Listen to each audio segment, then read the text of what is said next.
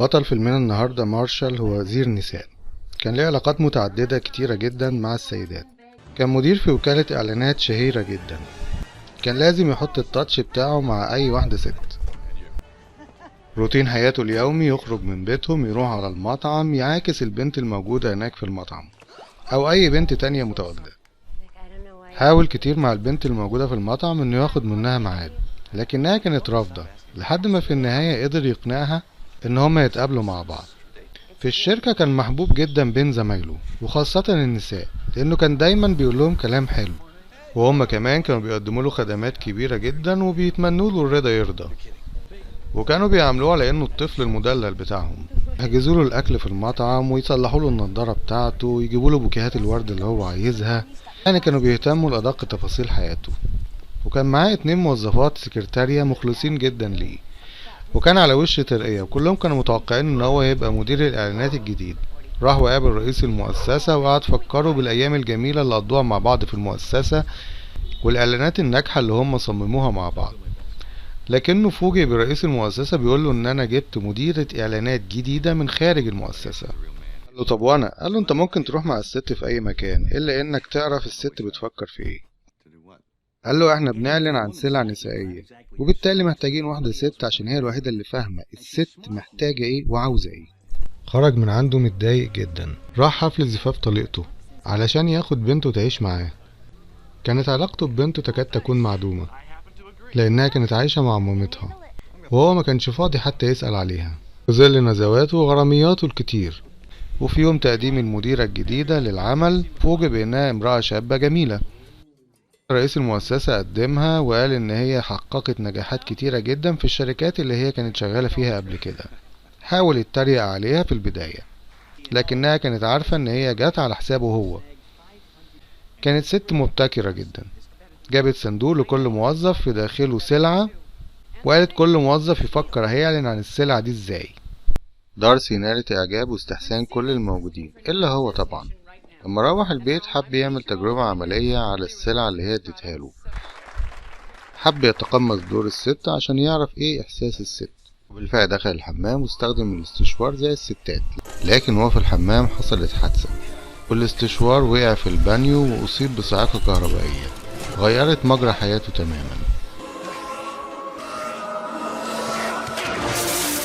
تاني يوم فاق الصبح لقى نفسه بيسمع افكار السيدات. البداية مع بوابة منزله لما سمعها بتقول اوعى يا واد يا ولع مياو. ما كانش مصدق من كمية المعاكسات اللي كانت بتعكسها له. ما كانش مصدق انه سامع كل ده. مر بكذا واحدة ست ماشية سمع افكارهم. مشي جنب الراجل عشان يسمع افكاره، لكن واضح ان هو كان بيسمع افكار الستات بس. وطول ما هو ماشي عمال يسمع افكار الستات، ايه اللي بتقول خطيبي هيقابلني امتى، واللي بتقول وانا هحب امتى، لحد ما كان هيتجنن ان جات له القوة الخارقة ديت ان هو يسمع افكار السيدات. وفي الشركة اتصدم جدا من اللي سمعه. صباح الخير يا حمار.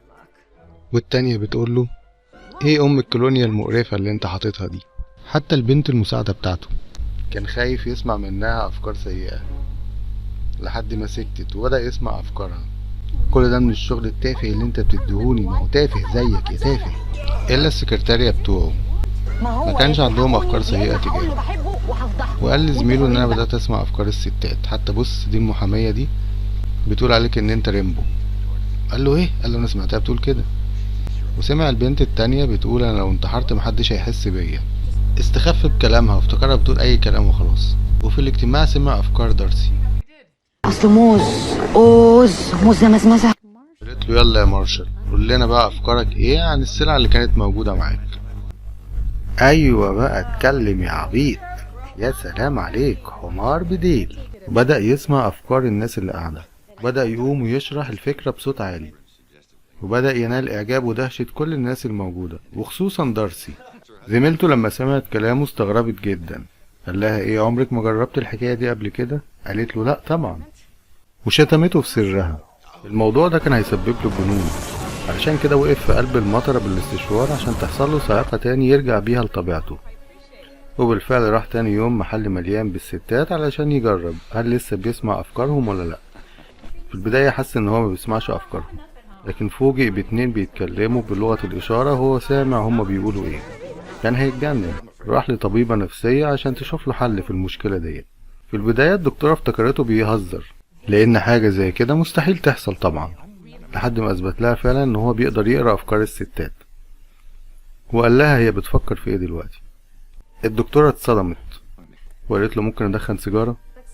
بعد كده قعدت جنبه وحاولت تفهمه إن دي منحة وهبة ممكن يستغلها بصورة كويسة تفيده وتفيد غيره. بدأ بالفعل يستغل الموهبة بتاعته لكن بطريقة سيئة، والنضارة السوداء اللي كان لابسها كانت بتعكس ده. بدأ يقول للستات على الأفكار اللي هم بيفكروا فيها، بدأوا يندهشوا جدا منه، وخصوصا البنت بتاعت الملفات. لكن في نفس الوقت بدأ يقرب من دارسي جدا ويعرفها من جوه قد ايه هي ست طيبة ومتفتحة. وفي يوم من الأيام كان واقف مع دارسي في المكتب وسمع أفكارها تجاه بعض اللوح اللي متعلقة، عجبت جدا بيه.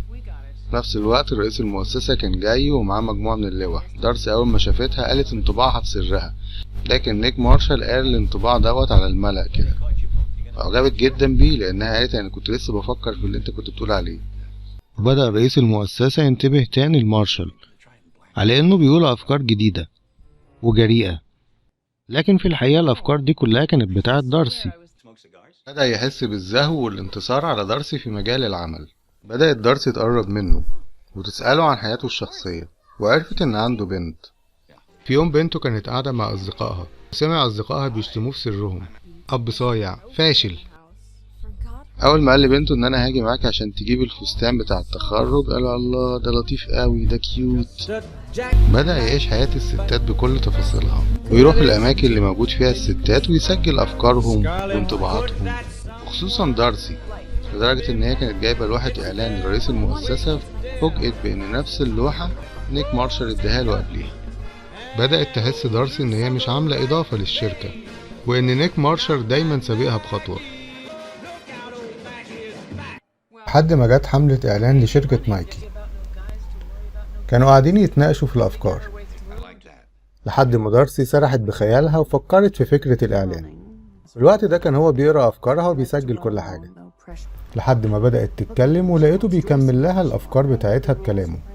استغربت جدا لدرجة إنها شكت هل الفكرة دي كانت بتاعتها هي ولا بتاعته هو. دارسي كانت مخلصة لعملها جدا وكانت ست وحيدة. في نفس الوقت هو بدأ يميل ليها بشكل كبير، وبدأ يقضي معاها في الشغل أوقات أطول، ده خلته يقرب منها جدا. في نفس الوقت هو كان عارف إن هي بتحبه من جواها. قربه من دارسي خلاه يكتشف جوانب تانية في الست هو ما كانش واخد باله منها، إن الست هي أيضا الأم والصديقة اللي ممكن يستشيرها في كل حاجة، وهي أيضا البنت اللي محتاجة منه رعاية واهتمام. وبدأ يحس بالذنب لما دارسي قالت له إن المكان هنا مش عاجبها، لأنها حاسة إنها مش عاملة أي إضافة. في نفس الوقت بدأ يخرج مع بنته كأي أب، ويشتري لها فستان التخرج، ويتغدى معاها في المطعم، ويقدم لها النصايح اللي المفروض أي أب بيقدمها لبنته. لكن صعق لما سمع أفكارها. وفي يوم من الأيام دارسي اتصلت بالتليفون علشان تسمع صوته من غير ما تتكلم. فوجئت إن هو عارف مين اللي بيتصل وقال على اسمها، وبالفعل خرجوا في أول ميعاد. وهناك وهم بيتعشوا كل واحد صارح التاني بحبه. نيك مارشال حب دارسي فعلا، وما بقاش قادر يخدعها أو يستغلها أكتر من كده، لأنها ببساطة ما تستحقش منه كل ده. بدأ يهتم تاني بالناس فعلا، وبدأ يستفيد من سماع أفكارهم، وخصوصا البنت بتاعت الملفات. لما لقى فكرة الانتحار لسه مسيطرة عليها، بدأ يسأل عنها. السكرتارية بتوعه قالوا إن هي كانت كاتبة بس تم رفضها. قال مين المغفل اللي رفضها ده؟ قالوا له أنت. وفي نفس الوقت جم مستثمرين شركة نايكي علشان يشوفوا الإعلان اللي تم تصميمه. المفروض اللي كان هيقدم الإعلان ده هو دارسي، لكنها أصرت إن نيك مارشال هو اللي يقدم الإعلان. الإعلان أبهر الجميع. ضميره أنبه جدا، وحاول يبعت إيميل لدارسي يعترف لها فيه بكل حاجة. في نفس الوقت صاحب المؤسسة قال له أنا أوقفت دارسي عن العمل وعينتك أنت مكانها. رفض القرار وقال له إن دارسي هي الأحق بالمنصب ده. لما البنت بتاعت الملفات ما جاتش خاف لحسن تكون انتحرت، راح علشان يسأل عنها. هناك اتعرض لحادث صعق تاني، وهو بيتكلم مع البنت لقى نفسه مش سامع أفكارها. ده معناه إن هو خف ورجع لطبيعته. يمكن في اللحظة دي بس هو فهم الست عايزة ايه أو محتاجة ايه.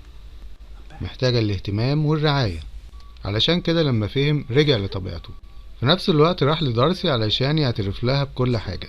في البداية ما صدقتوش وافتكرته ان هو بيهزر، لكنه اثبت لها ان كل كلمة كان بيقولها حقيقي. بس برضه اعترف لها بحبه. في النهاية سامحته لانها هي كمان فعلا بتحبه. لو الفيلم عجبك ادعمنا بلايك واشتراك في القناة علشان يوصلك كل جديد.